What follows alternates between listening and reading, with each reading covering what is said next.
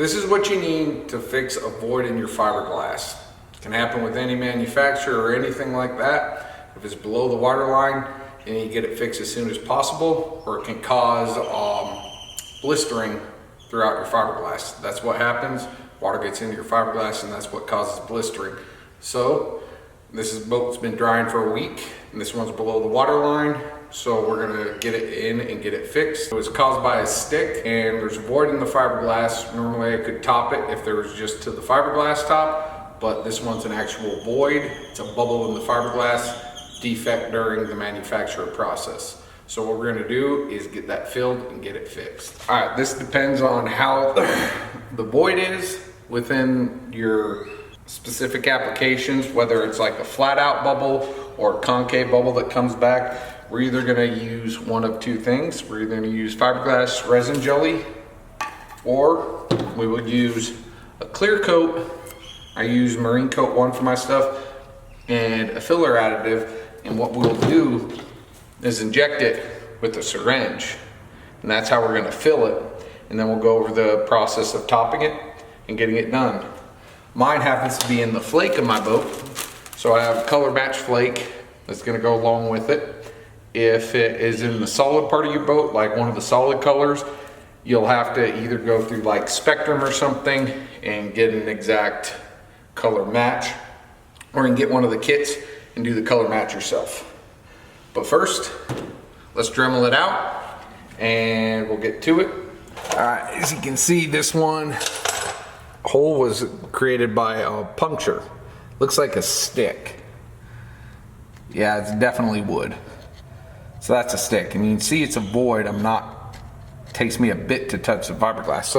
So that was a bubble created in the process of making the hole.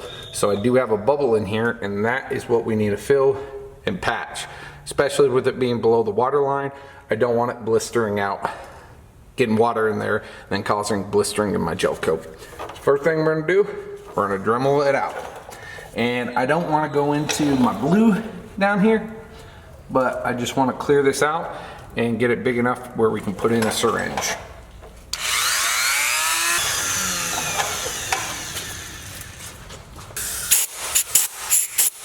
The bubble doesn't continue up, the bubble continues down towards the corner. And as you can see, the stick's still in there, so we're going to try to get the stick out. If you can't get the stick out, if I can get enough of it ground back, it can become part of my boat.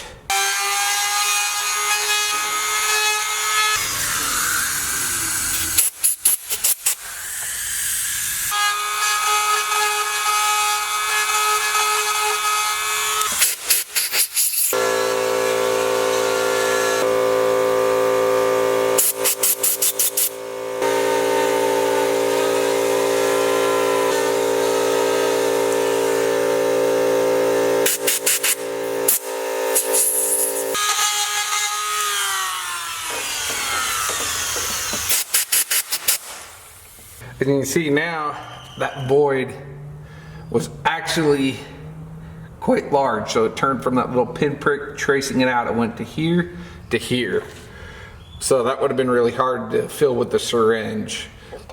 Like sometimes you get bubble voids, those are easy to fill with the syringe. Like these long straight ones, we got to trace out. Otherwise, if I try to inject gel coat into there, I may leave voids over here and voids over here. So I had to trace this one out. So, but tracing it out, it's not a bubble void. It's just what ended up happening is when they sprayed down the gel coat, they didn't get a full adherence in this corner with your fiberglass. So we've traced this out, and what we're gonna end up doing is actually doing the fiberglass putty filler. Since I don't have any edges that go either way or up or down, I can fill this with the fiberglass filler really easy. I know some people want to see the syringe injection method, but I wouldn't have been able to do it on this one. These are very rare, but when you do find them, especially being below the water line, we got to get these fixed. So let me mix up some fiberglass jelly and we'll fill her on in.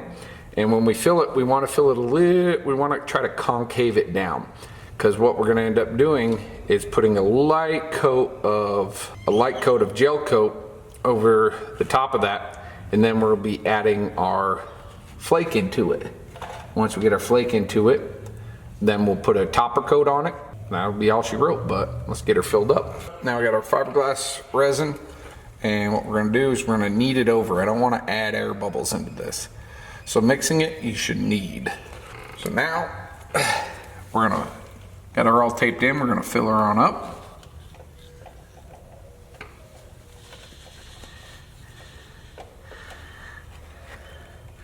I really wanna press it in there.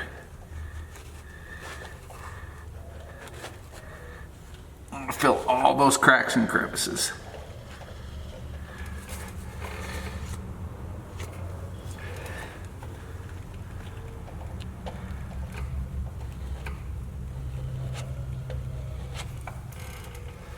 Give her a little bit more. Don't be afraid to get in there. If you make a little mess, I probably should have taped out farther. But we can always clean that up. So we're gonna really jam her in there. Now we got that in, we'll pull off this tape.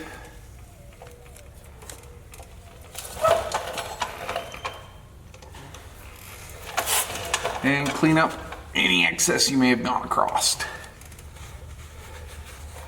If you clean it up now, you won't have any problems later. Nothing sanded so it wouldn't stick very well anyway, but we just want to take care of it now. And now she's all filled up. So now what we got to do is wait for this to cure. When it cures, we're going to come back and sand it down some. And that's when we'll get into matching our flake pattern. And then once we get our flake pattern matched, well, the flake pattern is matched, but we're gonna get it across and we're gonna try to get it as close as we can. When we get done, you shouldn't even be able to notice this.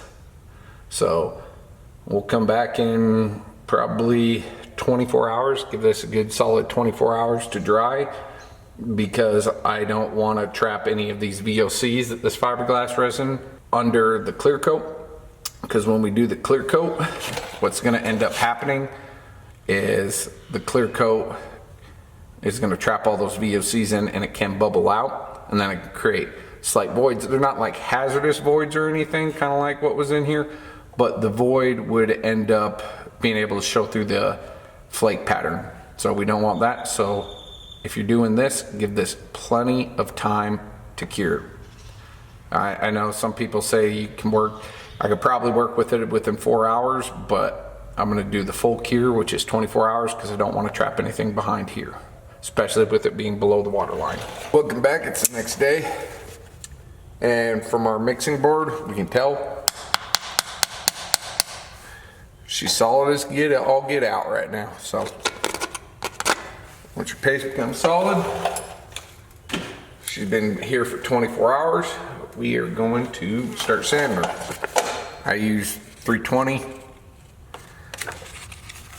and all I'm gonna do is sand this nice and smooth. I got it taped off here, and I'm gonna sand her down smooth. And I kind of want to keep it concave in here, so I'm gonna keep a little bit of pressure, because once again we're gonna put some gel coat in here, and we're gonna add our flake, and then we're gonna let that tack up, and then we're gonna add another coat of gel coat.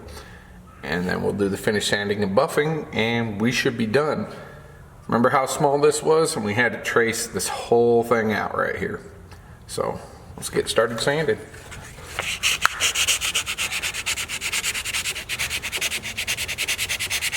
Got her all sanded. Clean her on up. And now, I mean, you can't really see it, but I have this concaved in. And we're gonna be ready to add gel coat. And then we're gonna add our flake over the top, let it tack up, and then we're gonna add another coat of gel coat, and probably one more final gel coat on top of that, and we should be good to go. So what we're gonna use now is actually an airbrush. It's what we're gonna use to put down our first coat so we can stick our flake down on top of it. You can use, if you don't want to go the route of an airbrush, these little things. Let me zoom out. These things from Harbor Freight. They're about 10 bucks. You can get them on sale. It's got a wider pattern, so if I was to use this, I would need to mask off a lot more. But with the airbrush, I can just mask off this much right here and really pinpoint what I'm going to put my stuff down on. And for the finishing coat, I'm going to use the airbrush 2. Requires less sanding than this. This is not going to have as great of a finish as the airbrush will have. Airbrush is going to lay it down almost perfectly flat. So what we're going to do now is mix up some clear gel coat, and we're going to thin it down with styrene. And once we get it thinned down with styrene, that's what we're going to use. And then we'll use a paintbrush to apply our flake and get it really matched up to what we already have. And then we'll move on with top coat, sand, polish, and finish. All right, here we go. Now we're gonna just add it onto it.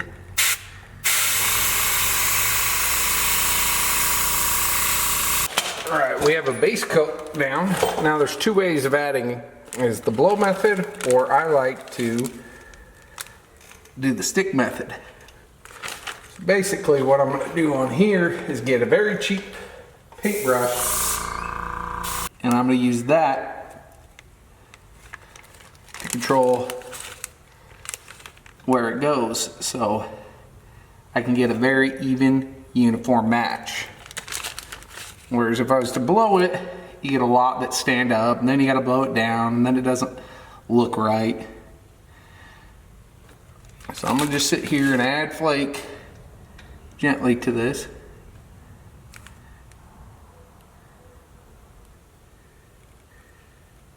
So now I have my color match flake in. Well, I still have this run. I'm going to make sure all the flake's lying down. I don't want any flakes sticking up because that'll silver out. So we're going to push it all down. Make sure all the flake is flat. Now, while I still have this bit of stuff that I've already put in, I'm going to put a top coat on it. Let me try to get a better shot. But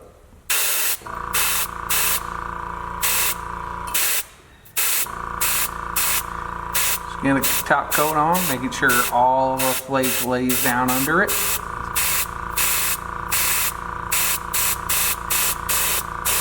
Get a nice heavy dress top coat on. Alright, so now I want to peel this off.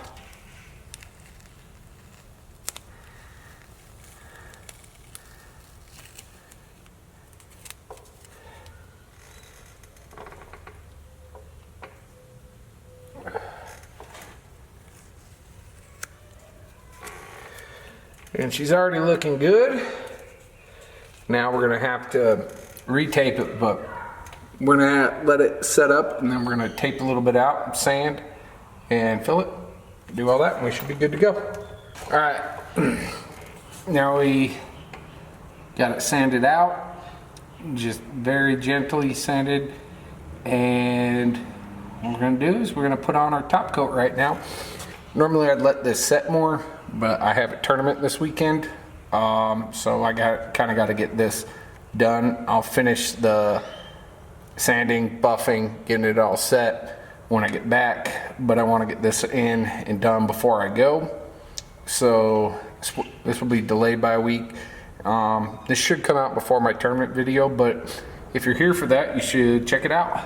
So we're going to use the airbrush, lay down a nice flat coat, and get it up all even.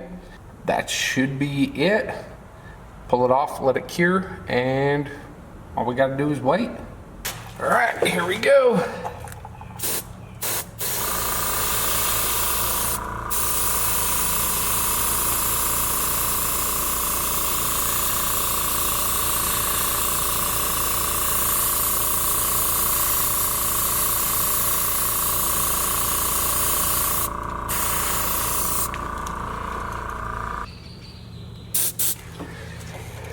All right, there we go.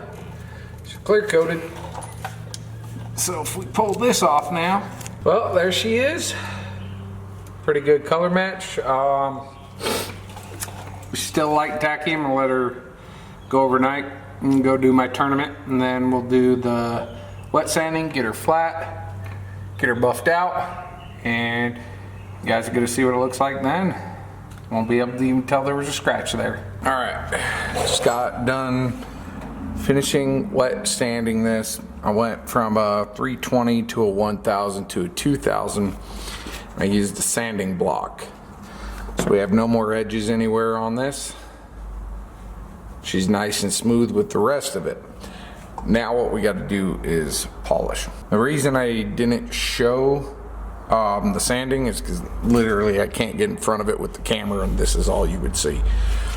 So sanding block, you can use a piece of wood with sandpaper wrapped around it. But you can see I've sanded it till it's really smooth. I went 320, 1000, 2000. Now it's just like a haze. So now we're gonna end up polishing it and buffing it out, and she's gonna look like brand new. These are the 3 compounds we're gonna be using. We're gonna be using Meguiar's medium cut cleaner. This is gonna be my first one. So I'm gonna use this one. It's medium cut, it's a 7. GelCoat's a lot harder than clear coat on your car, so we're gonna be pretty aggressive with that. Then take out the fine ones, we're gonna use a compound. And we're gonna use this compound to really shine it up, but I like to go a little step further. Then we're gonna use polished glaze. And it's really gonna shine after that. So those are the 3 we're gonna use. Turn it to low speed and we're gonna just buff away.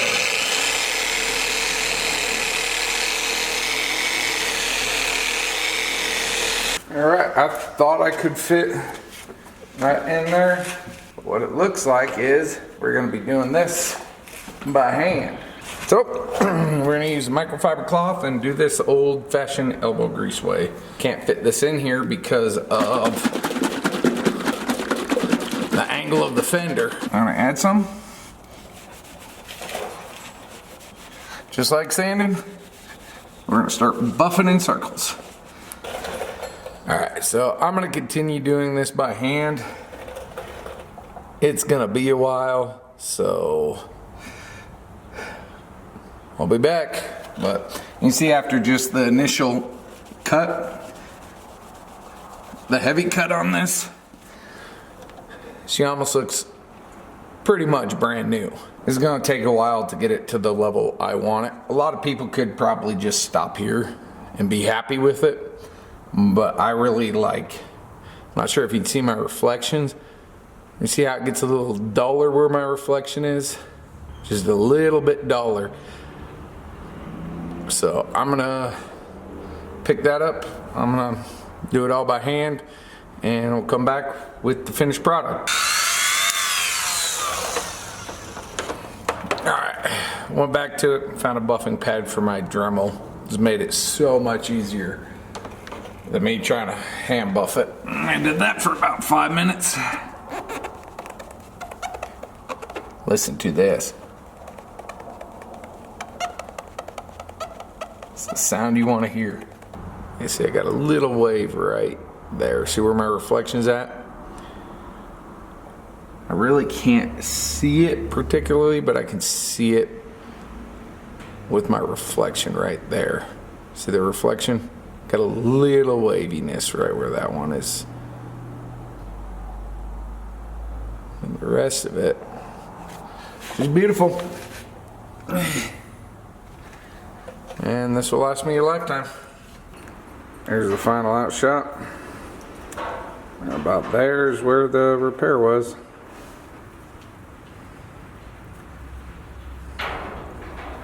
Nice and squeaky clean. Alright, that's how I spot fix a spot of My GelCoat with glitter on it. I do have some scratches on the bottom of my boat, and I will show you guys how to fix that in an upcoming video. And if you guys want to do that, you have 2 options. And for the scratching that we're going to go over, you're either going to want to order color matching kit like this, but this is going to be a bit more running. It's better for the sides and everything, but my scratches are on the bottom. So I got Spectrum. This is color matched, and this is what we're going to be using to fix scratches on the bottom of my boat in the next video. Not the next video. This video is going to come out, tournament video, then scratch video. You guys can do this pretty cheap. You can get probably $100, get your color match flake. You want to order the gel coat that's clear. You're going to want to order some MEKP and some wax surfacing. I don't like buying the gel coat with wax. I prefer to do my base coats without wax and then do my top coat with a coat of wax. So you have those options on there. You can do it with wax if you want to try to do it in the full run. And if you need to thin it out, you want to order styrene. That's what you're going to order, is styrene to thin it out. And you can pretty much do it yourself. You can do it with a cheap spray-on method. You can spend $100, get a airbrush kit. Airbrush kit I like. It provides a good even surface. Less work afterwards, especially around the corners. If you lay it on too thick, you can have gaps on the corners and then you'll have a ridge. Like, you can hide the ridges if it's on a curve of your boat, but that one wasn't completely on the curve of my boat. So I was able to hide the bottom one without sanding too much on the bottom side. Top one, I had to make sure it was nice and flat and you can't see it. Hope you guys enjoyed this video. Please like and subscribe. Got a tournament video coming out after this. The Ute Lake tournament, and it came out really good. I didn't have many fish catches on it, which I wasn't paying attention to the camera, but you guys have to watch that. It turned out really good.